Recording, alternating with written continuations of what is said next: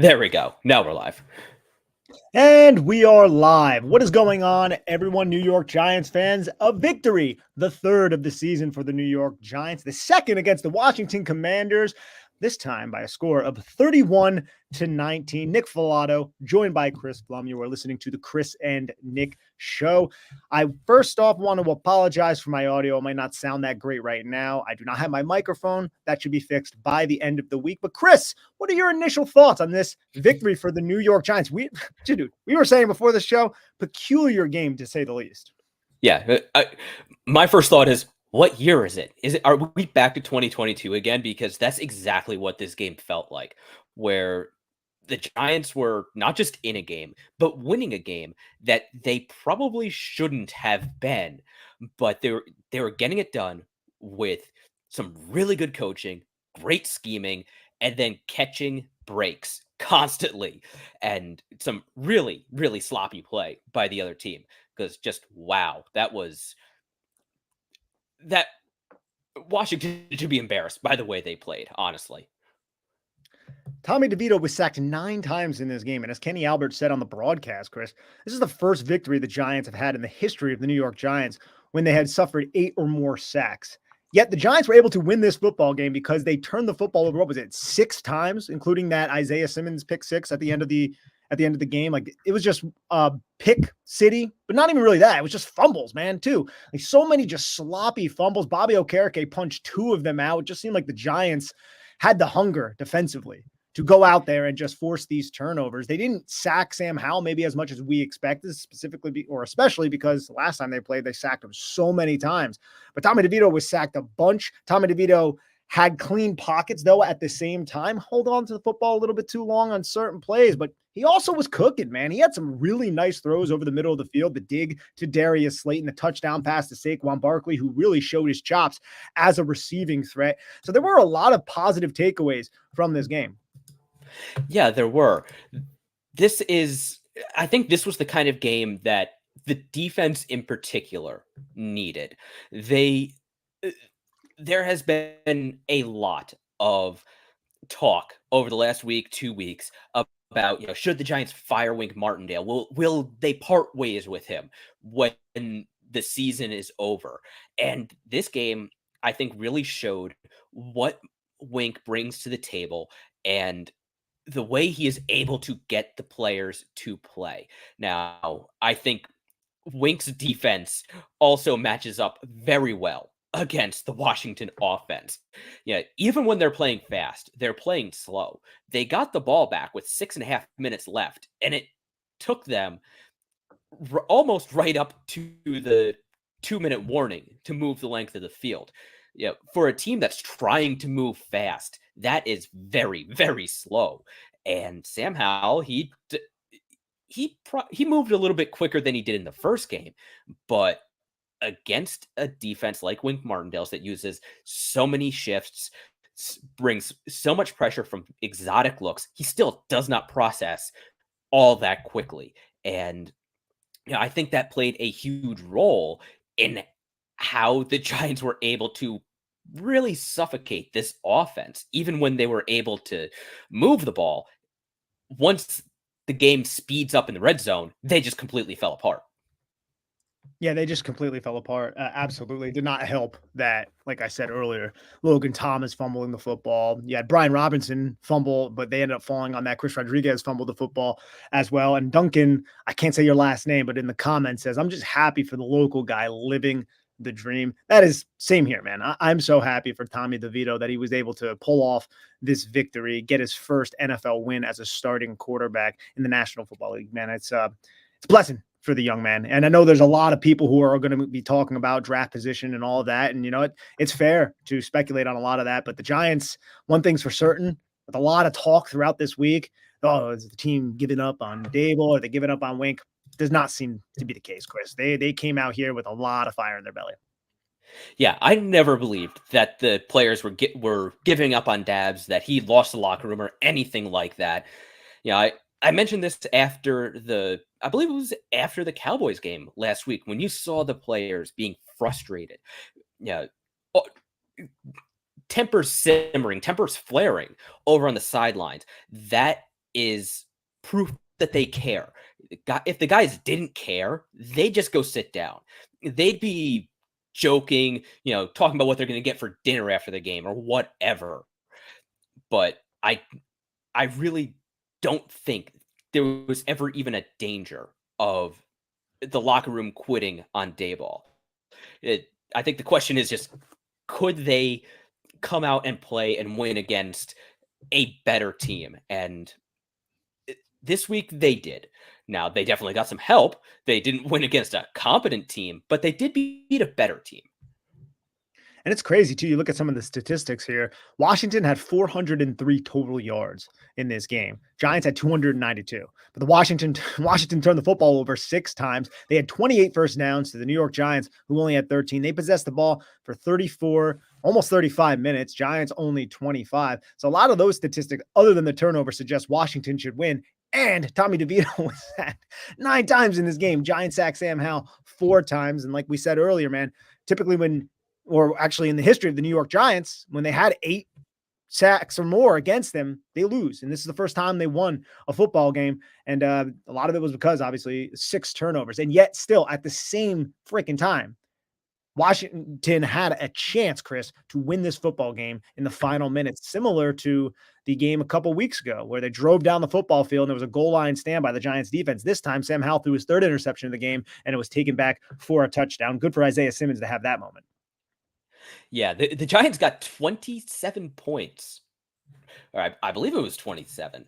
I actually had down. I'm sorry, 26 points off of turnovers. That is just vintage taking advantage of the opportunities that come your way. Now, the Giants absolutely created some of those opportunities on their own, but Washington also, it's kind of amazing how sloppy they play the Giants when they can go and beat a team like the Eagles. It really does illustrate how crazy matchups can be in the NFL. And I just feel like this Giants offensive coaching staff does a really good job scheming against Jack Del Rio and that defense this season, more so than maybe others, specifically regarding Saquon Barkley, who had 2 receiving touchdowns in this game. We remember last time they played, he was isolated on Jamin Davis with just a little choice route to the flat. I think it was the boundary side, and he hit. And then the quarterback, Tyrod Taylor, found Saquon Barkley, took it for what was that, Chris? Like a 50-yard touchdown, a 45-yard touchdown. Yeah. So getting Saquon Barkley involved in the receiving game is something that we've been talking about for a long time. And obviously he has a good role historically in that. But in this game, it was like slot fades they were running to Saquon Barkley. They were deeper patterns, and Tommy DeVito was letting it rip. So that was really cool to see, just getting Saquon Barkley involved in that manner, because I feel like that's a part of his talent that hasn't necessarily manifested yet as a New York Giant, regarding not just catches to the flat and things like that. I'm talking about down the football field. That's a big talk among Giants fans on Twitter. Yeah, and it was nice to see the Giants look down the football field. Again, what was it, the last time these two teams played, Tyrod Taylor averaged 15.5 yards per completion out there. Yeah, it's these games, particularly against Washington. Again, I think it's a lot of the matchups the Giants have on offense and defense that show you what the vision was when building this team in the offseason. And I think it shows us what they could be going forwards. And it was really impressive, I thought, that Tommy DeVito was still letting it rip despite all the shots he was taking. And he stayed pretty effective when doing so. Yeah. Quite a few of those sacks were on him. Yeah, he was, as you said to start, holding the ball a little long. But there were also, particularly when the sacks came up the middle with Daron Payne, John Allen, those guys are very good defensive tackles, and they had the advantage over the Giants' interior offensive line. So there were some protection sacks, or maybe protection failure sacks. But all in all, one hell of a game by Tommy DeVito.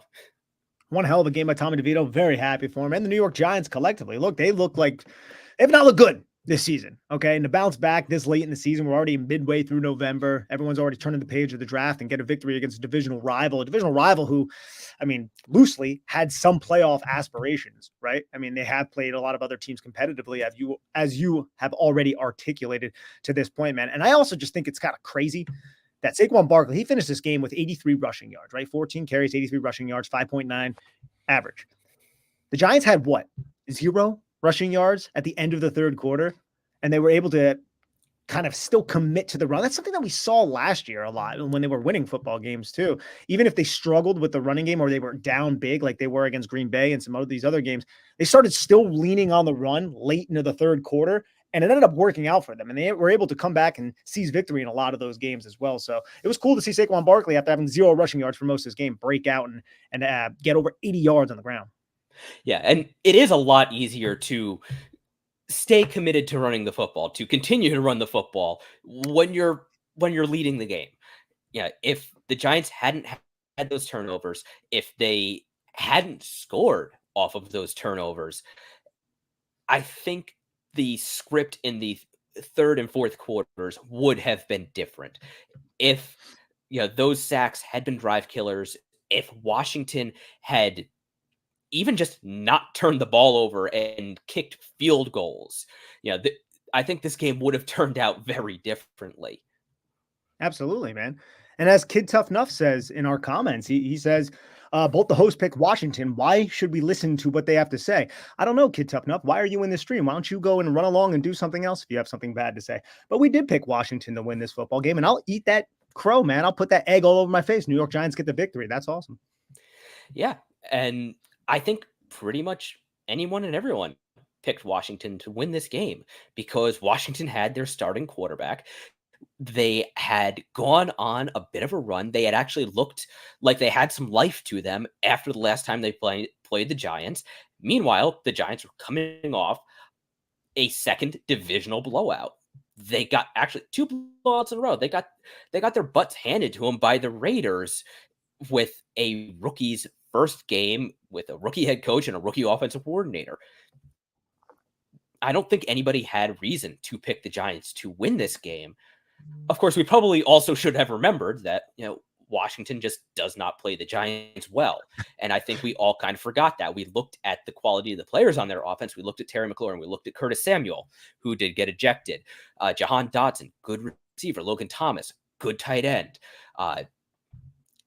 Brian Robinson, very good running back. They still have Daron Payne. They still had John Allen. But it didn't really matter. And a big part of that was Giants' defensive scheme, their offensive scheme. The coaches have Washington's number. And I got to wonder if that's just not in Washington's head right now. Also, at this point, I kind of wish Ron Rivera luck in his future endeavors because I do not think he is long for our nation's capital, or rather, Landover, Maryland. No, at least not as the head coach. I don't know if they want to ceremoniously put him in the front office, or I'm not really sure what the new owner is going to do with that. But yeah, I mean, Vegas also had Washington as 9.5-point home favorites against the Giants team, as you already said, that was not playing good football. But hey, I'm glad because this shows resilience. And as we've already said through this podcast, the New York Giants, a lot of talk was if Dable lose the locker room, this is going to be another Joe Judge type of situation, Jake Fromm taking knees on the goal line type thing. Safe to say, at least right now, still a lot of season to go, but at least right now, that's not what it's looking like. The Giants came out hungry. Saquon Barkley, man, putting the team on his back, showing his true leadership colors. I mean, I don't know, man. I don't know what's going to happen with Saquon Barkley, but I'd be hard pressed to see him in another jersey next season. I know there's a lot to play out, but I just think the Giants are going to find a way to retain 26. Yeah, I think so as well. We don't know what's going to happen with the quarterback position. There's still quite a bit of football left to be played. The Giants get to play the Patriots coming off their own bye week. Will Darth Hoodie come out and be Darth Hoodie, or is he just kind of shuffling off into the sunset? New England does have a good defense. Their offense is kind of as bad as the Giants usually is. I think that game is going to have a lot of